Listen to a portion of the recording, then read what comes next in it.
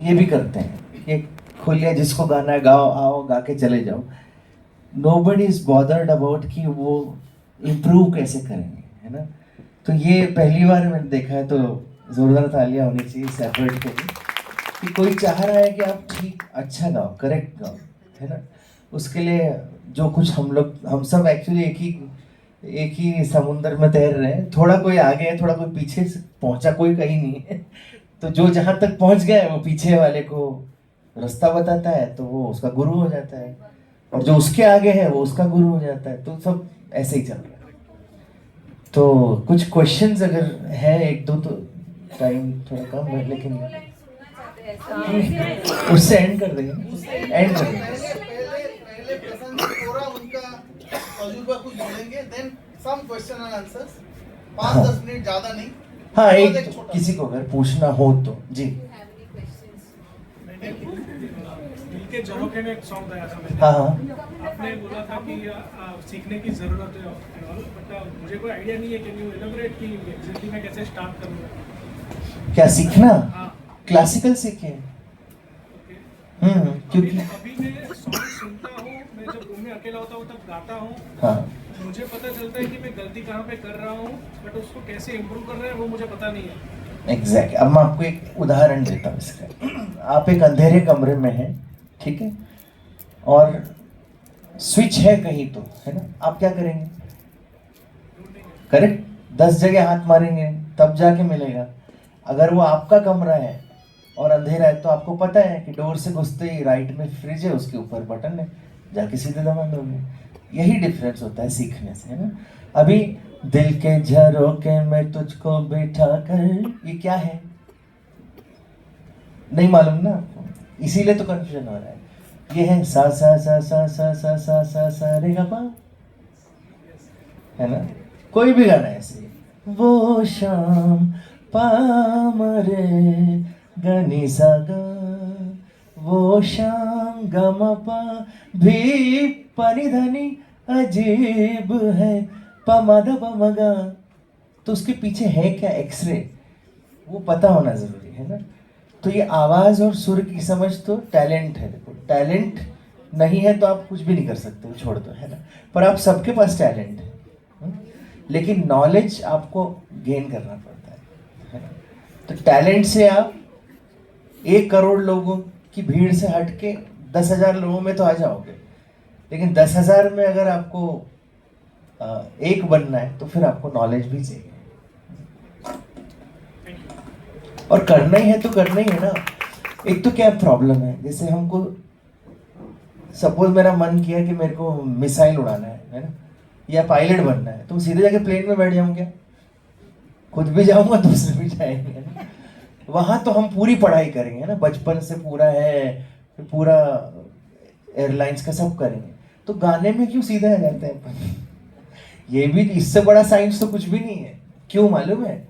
आप एयरलाइंस की पढ़ाई करके उसका खत्म, मतलब 10 साल का, जितने साल का भी कोर्स करने के बाद आपको वापस नहीं जाना है ना, आप प्लेन उड़ाओ। पर इसमें रोज प्लेन उड़ाना है, लेकिन रोज बैठ के एबीसीडी भी पढ़ना है हमको वही सारे गामा पता नहीं सर रोज करना है।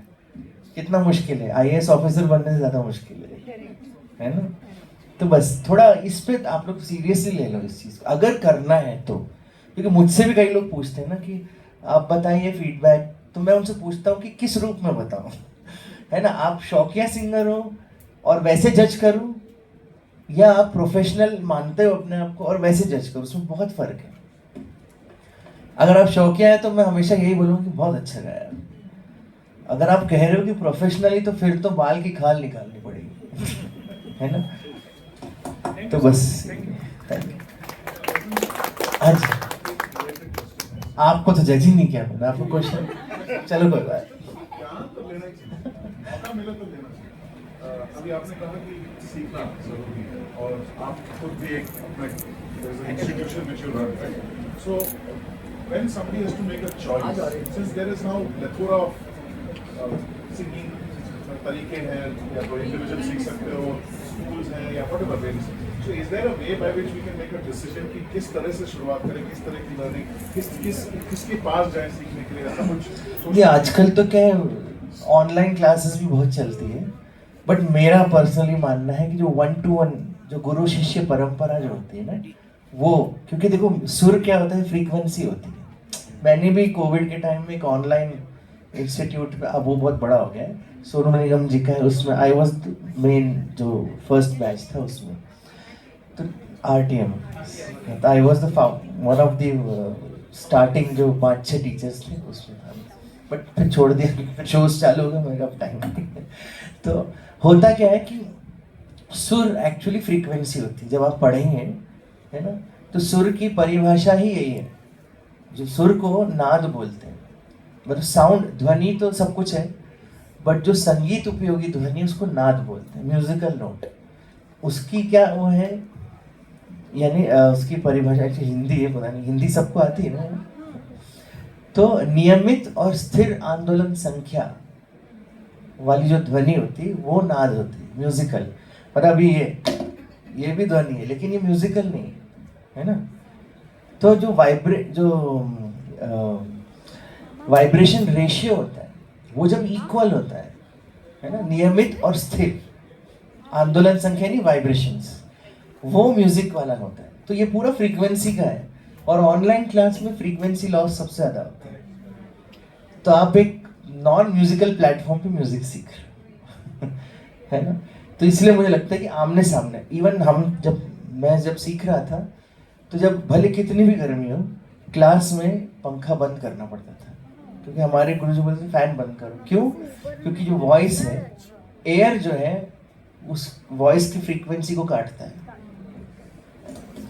तो गाने के 3 दुश्मन है, बालक, बात और बयार। तो मतलब कोई बच्चा ऐसे उछल कूद करो तो नहीं गा पाओगे, आप कंसंट्रेट नहीं कर पाओगे। कोई बात कर रहा है तो नहीं कर पाओगे, और बहुत तेज हवा चल रही है तो, है ना। ये आपने पूछा था जी। So मेरा actually ये क्वेश्चन है कि when we sing higher, कभी कभार जो ऊपर जाते हैं, involuntarily there's a nasal tone that comes in. तो वो जैसे जब हम सुनते हैं तो पता नहीं चलता immediately, but when we're re-listening to a recording, we tend to get थोड़ा वो nasal tone आ रहा है, and it doesn't suit for every song. तो वो अवॉइड कैसे करना है और वो कंसिस्टेंसी कैसे बिल्ड करना है? एक्चुअली नेजल जो है वो ऐसा बन गया धारणा कि बहुत बुरी चीज है, ऐसा बिना नेजल के आप गा ही नहीं सकते। जब आप पंचम के ऊपर जाते हो ना, एक्चुअली मैं बताता हूँ, हारमोनियम देखा, जैसे कीबोर्ड भी है, इसमें तो बहुत सारे ऑक्टिव है। तो हारमोनियम में 3 ऑक्टिव रहते हैं, क्या बोलते हैं उनको? मंद्र, मध्य, तार, सप्तक। सेम ऐसे 3 ऑक्टिव हमारे अंदर भी है, तो हमारी बॉडी में है एक्चुअली। तो नाभि से चेस्ट तक मध्य सप्तक है, चेस्ट से गले तक मध्य सप्तक, गले से हेड तक तार सप्तक। तो जब हम गाते हैं तो ये ओरिजिन चेंज होता है ऑटोमेटिकली, है ना। लेकिन गले पे आने के बाद क्या होता है कि हम उसको ऊपर ले आना हमको आता नहीं कि हम कैसे शिफ्ट करें, उसके लिए ट्रेनिंग चाहिए थोड़ी सी। तो आपने जो गाया उसमें आपने अच्छा यूज़ किया उसका, आपको ऐसा लग रहा है शायद टोन नेजल, ऐसा लगा नहीं मुझे तो, खैर मतलब पता नहीं क्यों लग रहा है। I have received ऐसे feedback, just wanted to check कि कैसे है, because कभी कभार जब हम चेस्ट से है ट्रांजिट, कई बार क्या होता है, टोन ही हमारा वैसा होता है। जैसे मुकेश जी का भी मैं वही बोलता हूँ, नेजल से नहीं गाते हैं। KS चित्रा जी लगता है नेजल, वो टोन ऐसा है, हाँ।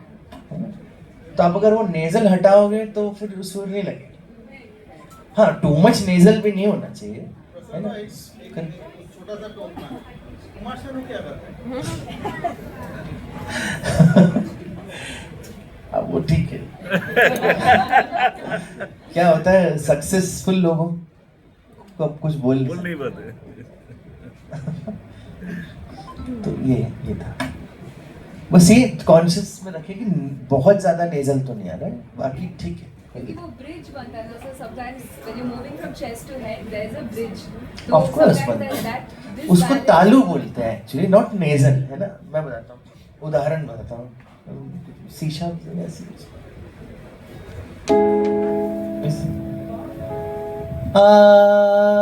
सिर्फ थ्रोट, तो ये अच्छा नहीं रहेगा। और नेजल है, लेकिन बीच का चाहिए हमको,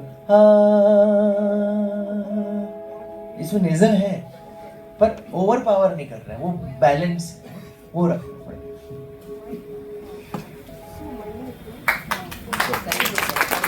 और कुछ नहीं। Thank you, sir, for all the inputs. Almost some of the questions are repeated. So, my question, sir, to you is, there is a lot of things which is going on about voice culture.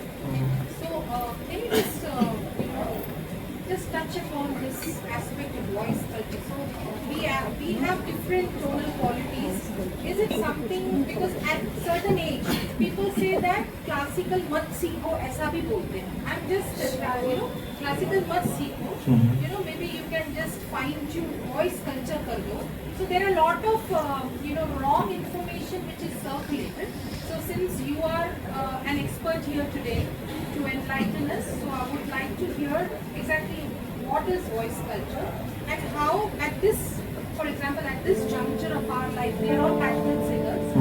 So what should we do? Because, a very honest question too.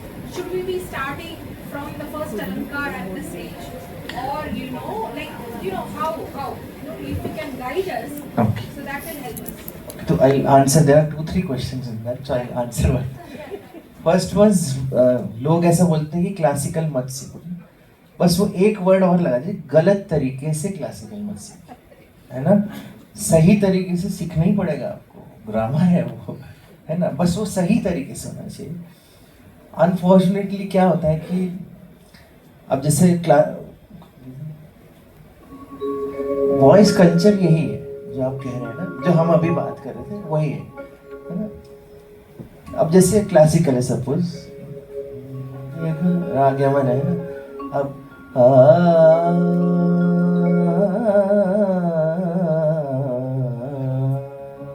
ये है classical है ना, खराब है क्या? अच्छा है। अगर इसको ऐसे गाए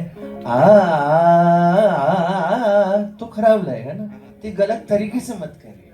वो ऐसा हो गया कि क्लासिकल है तो ऐसा ही गाना चाहिए। बट आप बहुत से क्लासिकल जो गाते हैं, अजय चक्रवर्ती जी को सुनिए, वो बहुत मतलब खैर उनको क्या ही बोले, तो उनका वॉइस कल्चर बहुत अलग है ना, करेक्ट है, क्योंकि वो उनने स्टडी करी है उसके ऊपर, वो पूरा सिखाते हैं। तो ये है, तो तरीका सही हो। और एक और चीज़ ना, आजकल थोड़ा मार्केटिंग भी है कि वॉइस कल्चर सीखो, ये करो वो करो, है ना? एक बार मैं एक छोटा सा एक्सपीरियंस बताता हूँ। कोविड के टाइम में कोई फॉरेनर थे, उनने कहीं सुना होगा कुछ, मैं मिक्स मास्टर में करता हूँ ना रिकॉर्डिंग, तो उनने कहीं मेरा मिक्स का कोई गाना सुना होगा, तो उनने मुझे कॉल किया कि मेरे को मिक्सिंग मास्टरिंग सीखनी है, आपने कैसे किया? कितना बड़ा स्टूडियो है? मैंने घर पे करता हूँ यार, लैपटॉप है ना। उसको यकीन नहीं हुआ क्योंकि उसके पास कॉस्टलीस्ट गैजेट्स थे। बोले मैंने ना पता नहीं इतने डॉलर्स दे के मैंने कोर्स किया, उन्होंने खूब मेरे को कॉपी भर दी लिख लिख के, मेरे को समझ में नहीं आया, लेकिन मैं मिक्स करता हूँ तो आता ही नहीं सही। उनको इतनी थ्योरी पढ़ा दी कि वॉइस आए तो उसको इतना डीबी काट दो, हाइज इतना डीबी बढ़ा दो, इतना रेशियो रख दो, सब उनको जाल में फंसा दिया। मतलब अल्टीमेटली साउंड क्या कर रहा है? अच्छा नहीं कर रहा। तो वो मेरे को पूछा आपका क्या रेशियो है? मैंने कोई रेशियो नहीं है, अच्छा सुनाई दे रहा है तो अच्छा है, खराब सुनाई दे रहा है तो खराब है, इतना क्या उसमें घुसना है? तो ये वॉइस कल्चर का भी ऐसी हवा बनाया हुआ है ना। वॉइस कल्चर क्या है? सीधी सी परिभाषा कि आप गा रहे हो तो अच्छा सुनाई देना चाहिए, है ना? अब उनके जोड़ भाग करके भी खराब साउंड आ रहा है तो क्या मतलब है वॉइस कल्चर? बस वही। अब वॉइस कल्चर को आप शेप कैसे करते हो, है ना? पहला उच्चारण, अगर उच्चारण खराब है तो खराब साउंड करेगा, है ना? और ये जो हमने अभी बात की कि ओरिजिन ऑफ वॉइस अगर गलत है तो खराब साउंड करेगा। आप ओवर पावर कर रहे हो वॉइस को तो खराब साउंड करेगा। तो ये चीज़ें है बस, तो इतना बड़ी कोई पर क्लासिकल सीखना पड़ेगा। प्रसन्न भाई, तारा ने कुछ बोल रहा था कि what is the age, at what age हाँ हाँ। What should we start? Starting start, देखिए स्टार्ट सबके लिए वही है, तो भीमसेन जोशी जी के लिए भी वही है, रोज जो करने का है ना? तानपुरे में पहले तो 10-15 मिनट सा लगाइए सिर्फ तानपुरे पे, नो हारमोनियम। बट अब इसमें प्रॉब्लम ये है, इसीलिए मैं कह रहा हूँ सीखिए, कि आप तो लगा रहे हैं, है ना? सही लगा रहे हैं गलत लगा रहे हैं कौन बताएगा? इसीलिए सीखी हूँ बोल रहा था। पता चला गलत गलत गलत गलत ही गा रहे हैं अपन, है ना, क्योंकि तानपुरे में बहुत माइन्यूट चीजें भी समझ में आती है, इसीलिए तो वैसे बता देता हूँ कि सा लगाइए थोड़ी देर, फिर खरज का रियाज करिए, फिर सरगम आकार में सरगम में ये वो सब है। अब राग वाग अगर आता है वही उतना सीखा है तो फिर वो भी गाइए, ये डेली।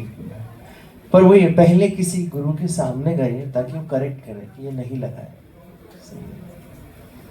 आप भी रियाज करते हो? आप भी?